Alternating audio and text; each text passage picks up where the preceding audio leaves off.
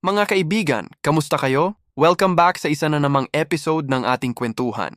Ako po si Edwin, at ngayon pag-uusapan natin ang isa sa pinaka-iconic at pinakamakata na linya na iniwan sa atin ni Supremo Andres Bonifacio. Aling pag-ibig pa ang hihigit kaya sa pagkadalisay at pagkadakila, gaya ng pag-ibig sa tinubuang lupa. Aling pag-ibig pa? Wala na nga, wala. Alam mo, nung bata tayo, naririnig lang natin to sa classroom. Tula lang, peace lang, assignment lang. Pero habang tumatanda ka, habang mas nauunawaan mo ang bigat ng buhay, ang hirap mag-survive, ang challenge ng pagiging Pilipino sa sarili mong bayan, biglang boom, tumatama sa dibdib. Parang bigla mong maiisip, oo nga, no. Ibang level pala talaga pag pag-ibig sa bayan ang pinag-uusapan. Una, pagkadalisay at pagkadakila. Sino ba ang ganito ngayon? Pag sinabi mong dalisay, hindi yan about perfection. Hindi yan about pagiging malinis sa papel. Ang dalisay, para sa akin, ibig sabihin, totoo, walang halo, walang kapalit. Ang dakila, hindi yan kasing loud ng pagiging viral o trending. Ang dakila, tahimik. Simple. Pero tumatama. Tingnan mo si Bonifacio. Hindi siya mayaman. Hindi siya edukadong tulad ni Rizal. Hindi siya social. Hindi siya sikat noon. Pero meron siyang isang bagay na hindi basta-basta matutumbasan. Pag-ibig sa bayan na walang hinihinging kapalit. Hindi niya sinabing, magre-revolusyon ako kung guaranteed mananalo tayo. Hindi rin siya nag-demand ng recognition. Hindi siya naghanap ng spotlight. Tumulong siya. Lumaban siya. Namuno siya. Kasi mahal niya ang Pilipinas. Period. Ngayon, tanungin mo ang sarili mo. May mga ganyan pa ba ngayon? At alam mo, oo, hindi mo lang napapansin. Sila yung teacher na kahit maliit ang sweldo, ginagawa pa rin ang best para sa mga bata.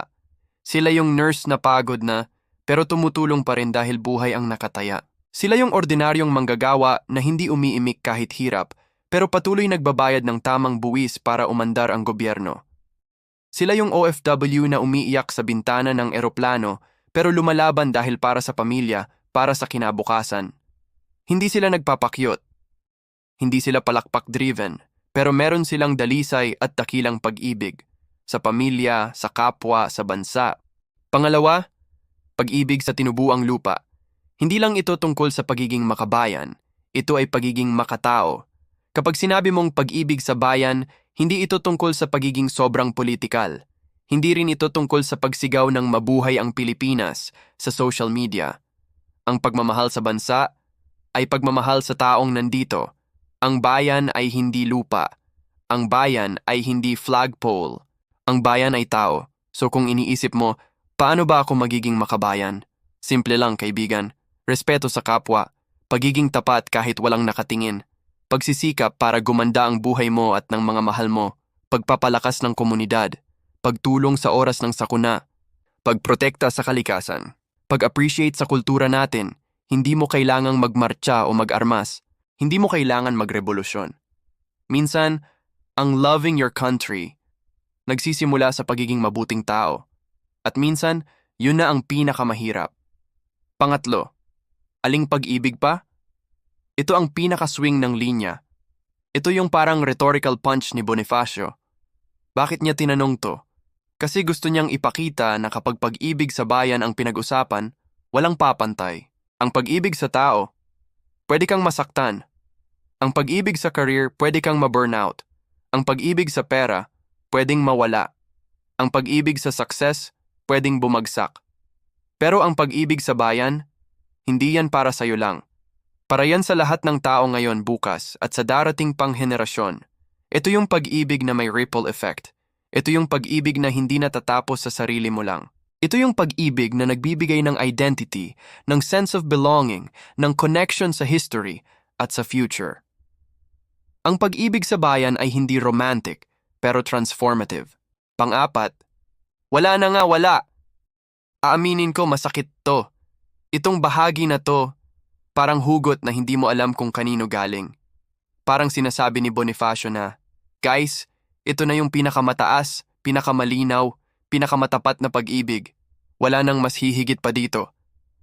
Pero pwede mo rin itong bigyan ng modern meaning. Wala nang hihigit pa sa pag-ibig na nag-uugnay sa atin bilang isang bayan.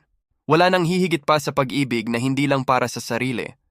Wala nang hihigit pa sa pag-ibig na handang magsakripisyo. Pero minsan, itong wala na nga, wala. Parang tanong din, nawawala na ba ang ganitong klase ng pag-ibig ngayon? At tayo ang makakasagot nun.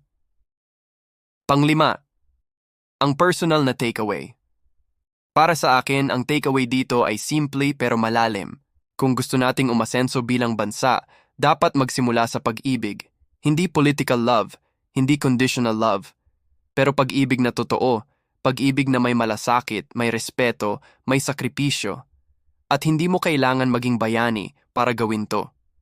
Bawat maliit na kabutihan, bawat disiplina, bawat integrity, bawat respeto, bawat sipag. Lahat yan ay ekspresyon ng pagmamahal sa bayan. Kung nagbabago ang bansa, nagbabago ang tao. At kung nagbabago ang tao, nagbabago ang kinabukasan. At kung papakinggan natin si Bonifacio, parang sinasabi niya, kapatid, mahalin mo ang bayan mo. Diyan magsisimula ang pagbabago. Kaya ngayon, habang nagtatapos tayo sa kwentuhan na to, gusto kong tanungin ka. Ano ang maliit o malaking hakbang na pwede mong gawin ngayon bilang tanda ng pag-ibig mo sa sarili mong bayan? Hindi kailangang bongga, hindi kailangang grand, basta totoo. Ako si Edwin at maraming salamat sa pakikinig. Sana may napulot ka kahit isang linya, isang insight o isang pagninilay na pwede mong dalhin sa araw mo. At bago tayo magtapos, mga kaibigan, huwag niyong kalimutang i-like, i-share at i-subscribe sa ating channel. Malaking tulong yan para mas marami pa tayong maabot, mas marami pa tayong makakwentuhan, at mas marami pang Pilipinong mapapaisip, mapapangiti, at mapapa-inspire sa mga ganitong usapan. At syempre maraming salamat sa lahat ng nagla-like na, nag-share na, at nag-subscribe na. You guys are the reason kung bakit tuloy-tuloy ang content natin. Salamat sa suporta, sa tiwala, at sa pagmamahal. Hanggang sa susunod na episode, ingat kayo at mahalin natin ang ating bayan.